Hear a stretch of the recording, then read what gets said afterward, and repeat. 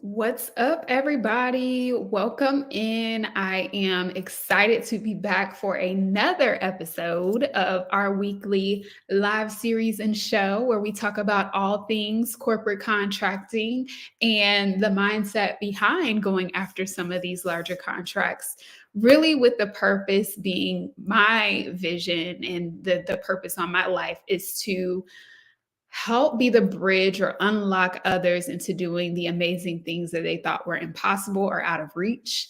I am the puller up of a seat to the table, a creation of tables, and breaking past the glass ceilings and the barriers that may make us feel like we can't approach certain things or that they're out of reach, as I mentioned. So, corporate contracting is just a part of my overall vision for creating freedom around your life, challenging the status quo, and going after, again, things that may seem impossible or unreachable to others who, don't recognize their own superpower. But you're here. So you recognize your superpower and you're ready to get it into these amazing organizations that need the services that you provide. So if you're new here, that's what you have in store for today.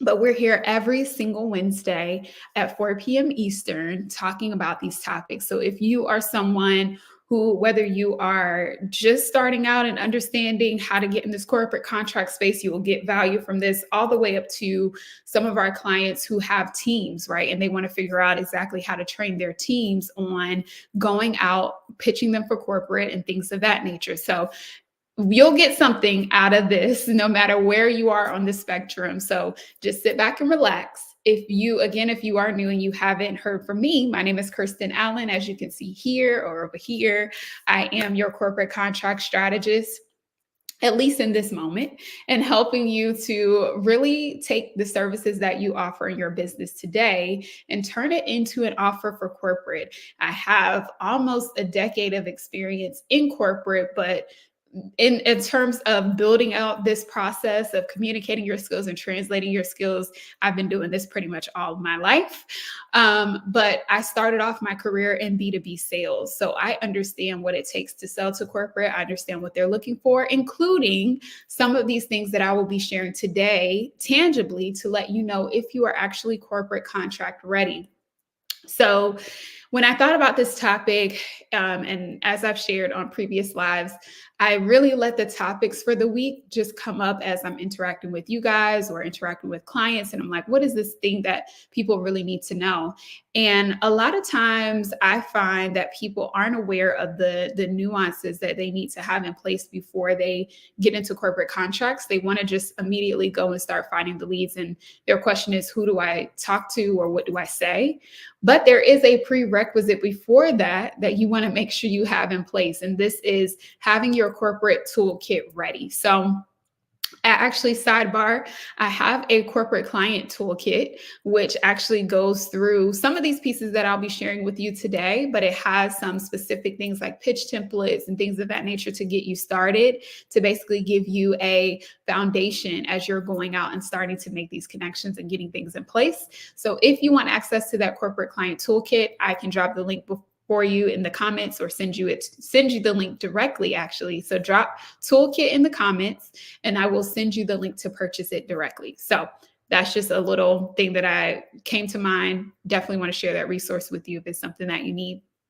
So, in thinking about this topic, I'm like, people really need to understand what pieces they should have in place in order to, one, be chosen as the vendor within these corporations, but also to protect yourself.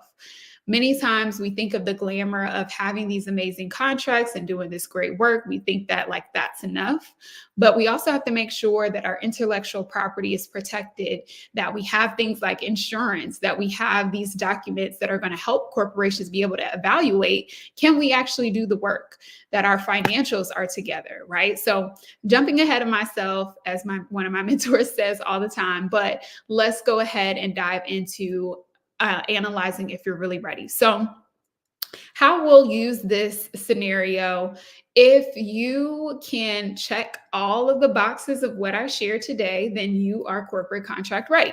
If you have one or more missing, it's not necessarily that you're not ready, but you have some areas that you want to improve as you're going out, especially if you're looking at larger contracts. If you're trying to do, the multi 5-figure, 6-figure contracts, these things you definitely want to make sure you have in place, because corporations at that level are going to be looking for companies who have a certain financial stature, for security, to know that the work is going to be done, making sure that you're insured and things of that nature. So let's dive in.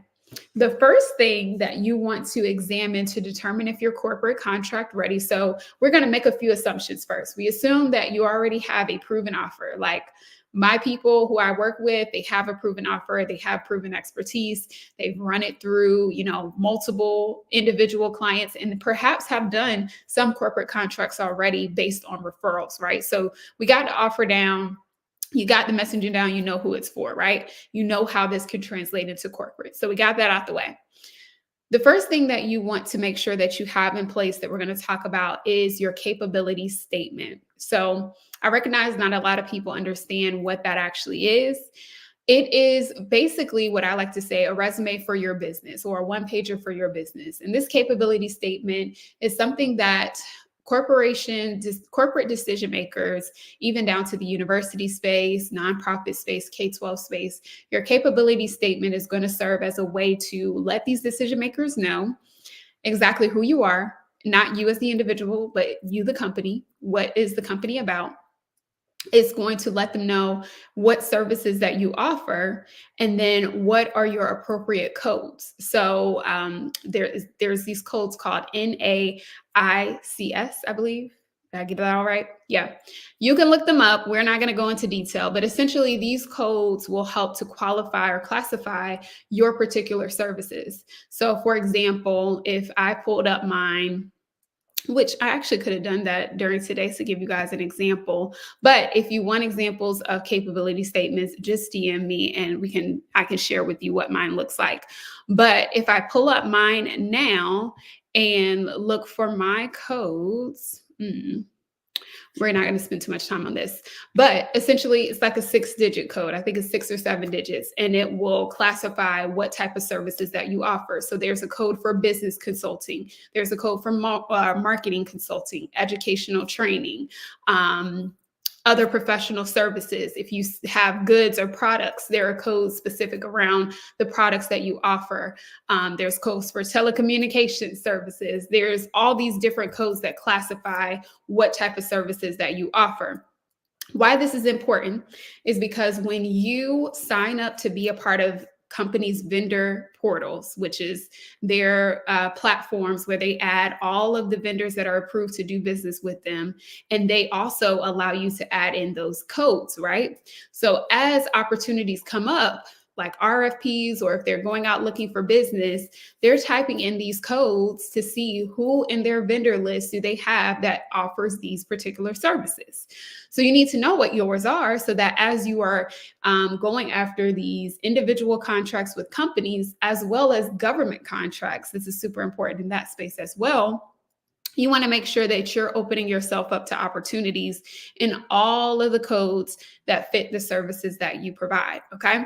So it's easy to figure those out. Literally, you can Google them, and even inside of the systems that the vendor portals, or if you're doing government contracts, you can just type in the keywords to what you offer and have your list of codes prepared for you. So these are something that you want to put on your capability statement as well, because again, you can describe your services. However, if someone, is looking at an opportunity and it's been described that these particular codes fall into the services that we're looking for, it's very clear that you are within that code designation and therefore qualify for that opportunity. Won't get too far into it. We don't want to nerd out. However, making sure that you have that on your capability statement is going to help. Then I mentioned what services that you offer. So this doesn't have to be like, detailed paragraphs or anything like that. It's literally bullet points of what you offer. So for example, on mine, I have one-on-one coaching, group coaching, lunch and learns, keynote speeches, things of that nature. So just short bullet points of the services that you offer. And then on the right-hand side of mine, I like to also add testimonials and logos from clients. So that's just helping them to see like who are the people that we've worked with. And I have one quote from a client that's listed there as well. Again, helping with social proof.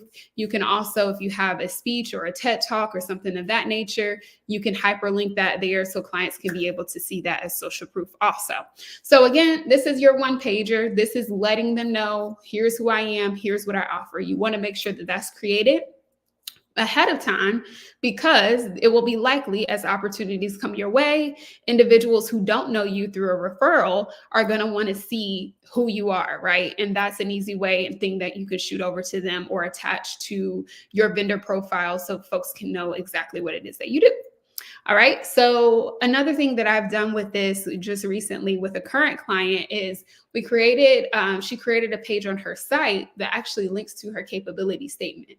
So as she is sending out pitches, or not pitches, initial emails to get on phone calls with people, and they schedule the calls, she could be able to direct them to her capability statement to review it prior to them getting on a discovery call. So it has a few different uses and ways that it can be utilized in your business, but it's definitely a key asset that you want to have. So that's number one.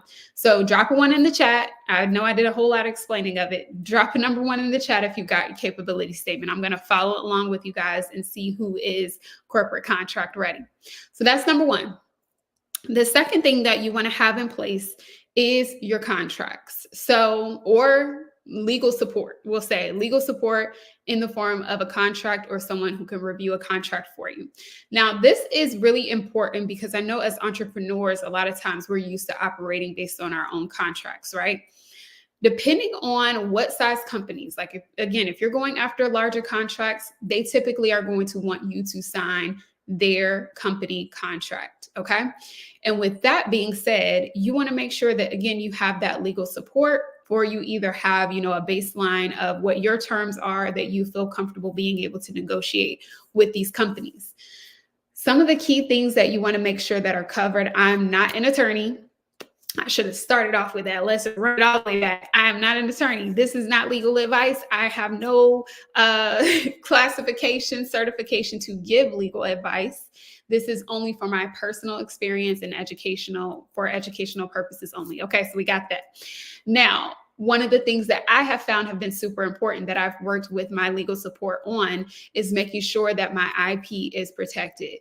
So you never want to give away rights, give exclusivity, unlimited rights to any of your stuff. Again, not speaking from a professional standpoint, just saying what I would do and what I would not do.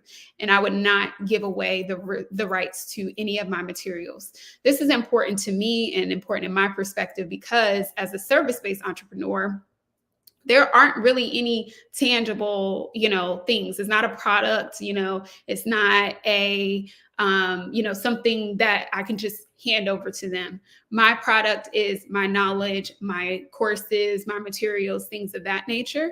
So if I show up and do a talk, for example, if I do a talk, yes, you get the recording to the call, but again, that should be a part of the IP conversation, because if I give unlimited access or if I sell the rights to that particular talk, then I'm now selling what my IP is, right? What my product, so to speak, is. And I'm personally not comfortable with that. So speak to your legal representation. Again, take everything that I'm saying with a grain of salt and as education. But these are just things that, from my perspective, you can begin to think about. And what I do with my clients is I share with them my top recommendation or resources of attorneys that I have literally worked with to help me to develop my contracts and be able to negotiate that. So having that support is important because, again, you don't want to sign away the rights to all of your stuff. Great question. IP stands for intellectual property. So this is your, really your brain, the things that you've created in your business that are your copyright and property just based on the fact that you've created them. So you want to make sure you don't give those rights away. That's the point. So having that in place will make sure that you cover your bases. So it's not just about IP that you also want to look at. You also want to look at terms. You want to look at payment terms. I had the attorney that I worked with recently help me to be able to make sure that I'm looking at those terms and make sure they align with the revenue goals, the financial projections for my business. So you want to make sure that that's very clear, how you're getting paid, when you're getting paid, all of those things, right? Because I hate to tell you this, but I do want to be real with you guys that there is a dark side, right? So everybody sees the glamour of doing contracts and putting this logo on your website and all the things. But just as we experience in entrepreneurship with individual clients, there can be mispayments, there can be, all types of things that go on, even at the corporate level. So you want to make sure that your agreements protect you against some of those things and create a standard for how to do business with you. Ultimately, that's what it's all about. Okay, so drop your 2 in the chat if you've already either have your personal contract that you would use for corporate, or you have support that can help you as you are reviewing some of the contracts that may come your way. So drop a 2 in the chat if you got your legal stuff together. So far, if you're just jumping in, the first one that we covered was your capability statement. So if you have that, drop a 1 in the chat. And then the second piece was your legalities. If you got all of that in order, then drop a 2 in the chat. Okay, so your third one your third identifier or thing that you want to make sure you have in place before you go after these corporate contracts is your insurance. Okay, insurance is important. And this is one of those that you don't necessarily have to worry about like today. It is something that if you already don't have it in your business, we're not going to shame you. There's no shame here at all. Sometimes we need to, sorry, phone's ringing. Sometimes we need to understand and learn these things because maybe we just kind of bootstrapped our way there. Insurance is definitely important at any stage of business, but it's definitely going to be required most times if you're going into corporate contracting.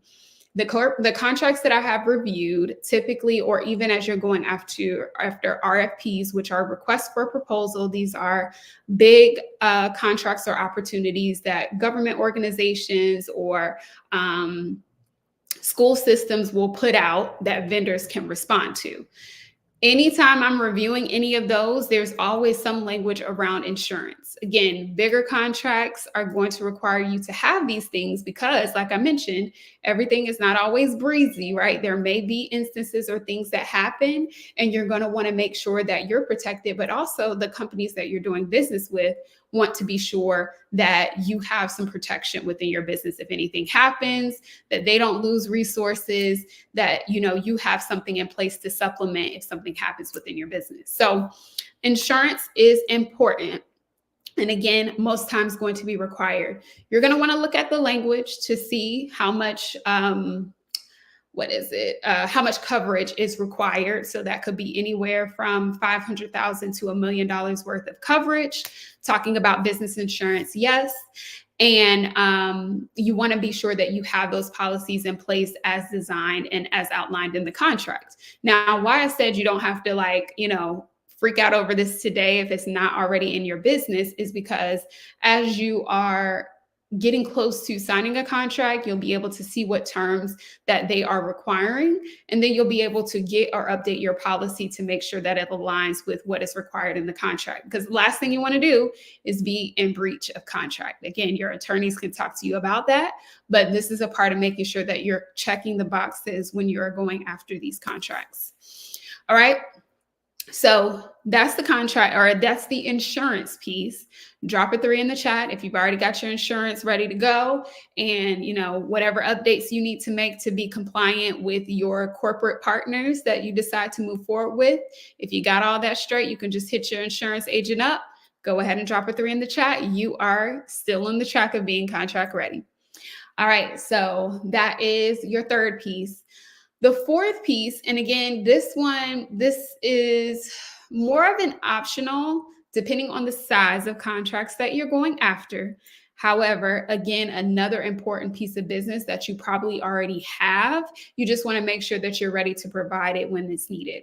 And that is going to be your financial statements. Now, you may be thinking, okay, why do they need to see my my bookkeeping, my financial statements, and things of that nature? But this is, and I actually just learned that this was specifically important actually yesterday. So I knew from the perspective of why they wanted to see your financial statements, to see if you are, one, a legitimate company and you can take on the work that you're saying that you can, and that you're not going to be going out of business in the next couple of months, right? But what I learned specifically the other day was that companies evaluate your risk acumen. There's a lady who does consulting on this that I can share her information. I'll definitely be sure to share it with clients as well. But she helps you to determine what your risk acumen is. And essentially, see, I can get nerded out on y'all. I'm going to keep it very brief. But your risk acumen is essentially what I said, how companies determine, all right, if I do business with you, if I do a 6-figure or multi-6-figure or even 7-figure contract with this company, do they have the financial willingness or the financial wherewithal to still be in business, when we are engaging in this contract? Carlos is on here. She's a past client. Financial statements are important. So yes, they want to make sure that if they give you this money, that you are actually going to be able to perform the services and you're not going to be out of business in the next couple of months. So having that in place, again, from our financial people standpoint, is important in general at any part of business. But you want to make sure that you have those things ready to pull together, especially if you're going after competitive situations like requests for proposals where multiple vendors are bidding and they have these specific requirements that they're looking for.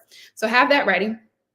So that's 4. So if you got your financial statements good to go, and if I came to you and I said, hey, here's this opportunity for, a multi-6-figure contract, and they're looking for, your clean financial statements, would you be ready to drop it on a dime and prepare it on a dime?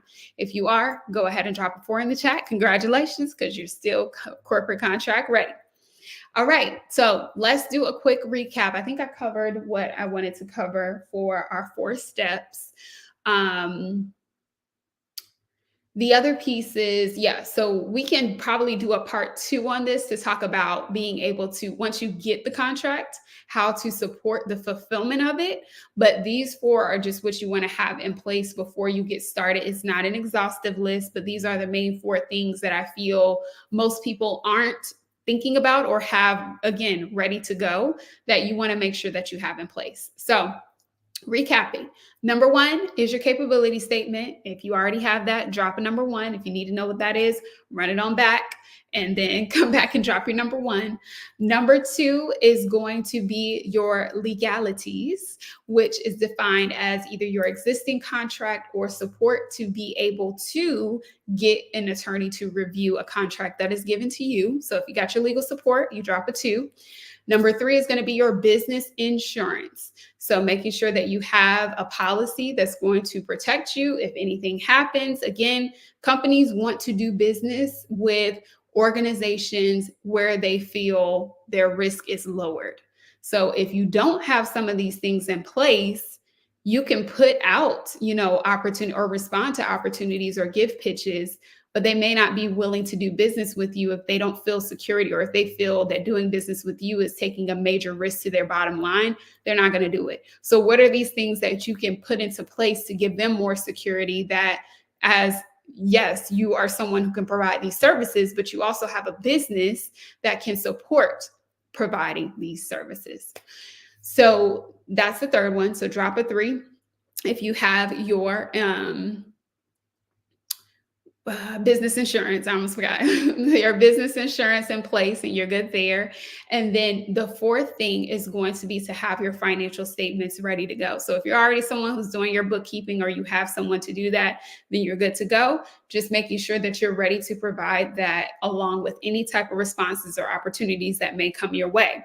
So drop a number 4 if you have that. Now, if you have all these things prepared together, or you have these things prepare, but maybe, something's here. Maybe you would have to go to your accountant to get this, or, you got to go to your virtual assistant to do your capability statement or whatever that may be. What you want to do is start to put those things in one package, like create yourself a corporate contract drive or folder where you have these things in place. Obviously, financial statements will change month over month, so you'll have to update that information, but continue to keep it current with everything that you would need: your insurance policy paperwork, if you have your standard contract, have that in place, have your financial statements available if you need them, have that capability statement constantly updated and put into this folder as well, so that opportunities drop in your inbox and you're ready to go. It doesn't take you time to pull everything together. And again, you're not risking missing out on opportunities because you're not ready to go. All right, so this was great. Again, I can nerd out on y'all. So I hope you were able to follow each of these steps and understand, what you need to have in place in order to move forward. Now, this is the conclusion of the training. So as I always say, if you were just here for the information, you are good to go. You have a great rest of your day and we will see you next week. However, for those who are listening to this and like, yeah, these things stand out to me and I know I need to get these things prepared and ready, there are two options for you. So if you're someone that is kind of in the space of running this on your own and trying to learn the process of getting corporate contracts yourself, I definitely want to invite you to be a part of my coaching program where I help you install this system into your business, all the way from refining your offer and who you're targeting down to creating your marketing system and then creating your sales system, where some of these things that I just shared with you, I help you with the resources to either get them or piece them together so that you're ready to go and ready to sell with your clients. That is one avenue. The second avenue is for my people who are like, yeah, I have these things somewhere, or they need to get updated, or, I have put this on my assistant to do and things of that nature, but I really need someone who can come in and kind of manage this process for me because I don't have the time to train the team. I don't have the time to sit down and do it, all the things. Then I definitely invite you to work with us on our consulting side. We have some amazing clients that we train teams on exactly how to go out into the B2B sales process. We help them and consult on how to properly structure these things that I've shared with you and how to install a system based on your particular business, the offers that you provide, your amazing results, and be able to train your teams to go out and pitch and go out and book these appointments for you so that you can just show up, talk to the people, and be able to execute with your team support.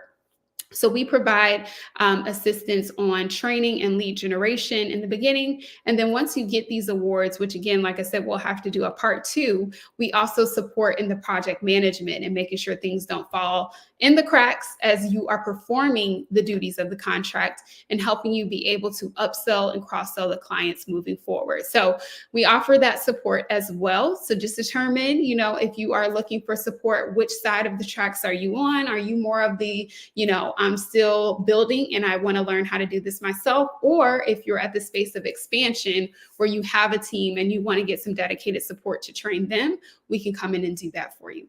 All right. So if you are interested in either of those options, all you have to do is DM me the word B2B. I'll know exactly what you mean. The phrase B2B rather, and then we can chat more about which side that you fall into and how we may be able to support you moving forward. All right, so that is it for this week. I look forward to chatting with more of you about this process and helping you either grow your business with more corporate contracts if you're just getting referrals right now, or helping you to learn this process yourself and build the muscle and build the model within your business.